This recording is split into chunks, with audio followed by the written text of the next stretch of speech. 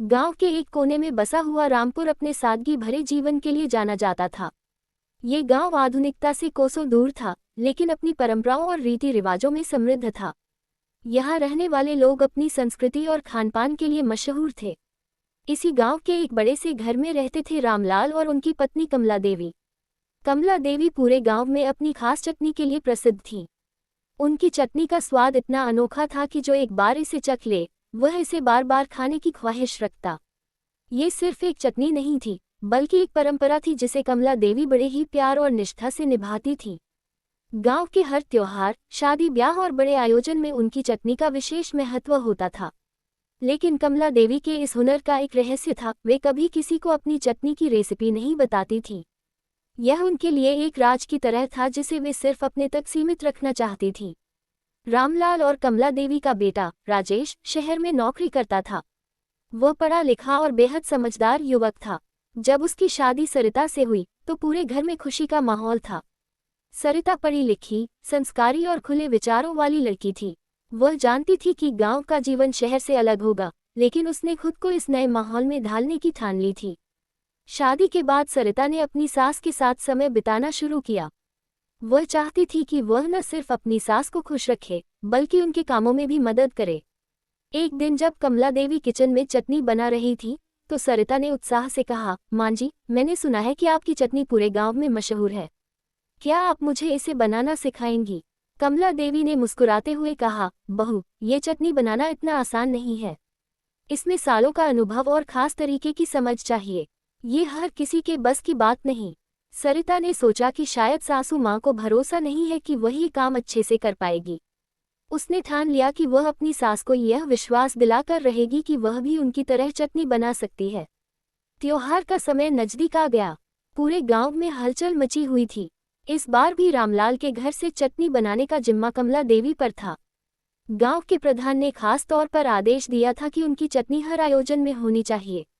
सरिता ने फिर से अपनी सास से कहा, मां जी, त्योहार के समय काम बहुत बढ़ जाता है। मैं आपकी मदद करना चाहती हूँ। अगर मैं चटनी बनाना सीख जाऊंगी तो आपका बोझ हल्का हो जाएगा। कमला देवी ने गंभीरता से जवाब दिया, ये चटनी मेरी परंपरा है, बहू। इसे बनाना सिर्फ मसाले मिलाना नहीं, बल्कि एक कला है। जब सही समय आएगा, मैं तुम्हें ये सिखा दूंगी। सरिता को ये बात खटक गई। उसने सोचा, क्या मेरी सास को मुझ पर भरोसा नहीं, या फिर वे जानबूझकर यह मुझे नहीं सिखाना चाहती। त्योहार का दिन आ गया।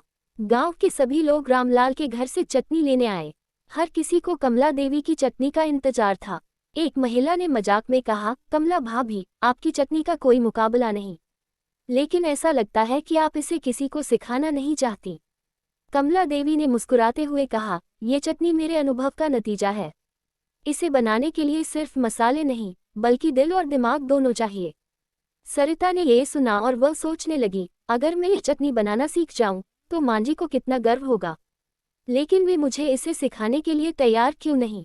एक रात जब पूरा घर सो रहा था, सरिता चुपके से किचन में गई। उसने सोचा कि वह मसालों के डिब्बे खोलकर देखेगी और अंदाजा लगाएगी कि सासू माँ चटनी में क्या डालती हैं। वह मसाले देख ही रही थी कि पीछे से कमला देवी आ गईं। उन्होंने गुस्से से पूछा, बहू, ये तुम क्या कर रही हो? सरिता ने सिर झुकाकर कहा, मां जी, मैं बस ये जानने की कोशिश कर रही थी कि आप चटनी कैसे बनाती हैं। मैं आपकी मदद करना चाहती हूँ। कमला देवी ने गहरी सांस ली और कहा, बहू, हर चीज का एक सही समय होता है। मैंने तुम्हें मना किया था, फिर भी तुम ये करने आई। अगर तुम्हें चटनी बनानी है तो पहले धैर्य रखना सीखो। कुछ दिनों बाद गांव के प्रधान ने घोषणा की कि वे एक प्रतियोगिता आयोजित करेंगे, जिसमें गांव की महिलाएं अपनी खास रेसिपी लेकर आएंगी। प्रधान ने कमला देवी से कहा, भाभी जी, आपकी चटनी को इस बार जिले स्तर पर ले जाना चाहिए। ये पूरे गांव के लिए गर्व की बात होगी। कमला देवी ने ये चुनौती स्वीकार कर ली, लेकिन उन्हें चिंता थी कि अगर वे बीमार पड़ गईं या चटनी बनाने में कोई दिक्कत आई तो ये काम कौन करेगा। एक दिन अचानक कमला देवी की तबीयत खराब हो गई। त्योहार का समय था और गांव के लोग उनकी चटनी की मांग कर रहे थे। रामलाल ने कहा, अब क्या होगा? अगर तुम्हारी तबीयत ठीक नहीं हुई तो चटनी कौन बनाएगा?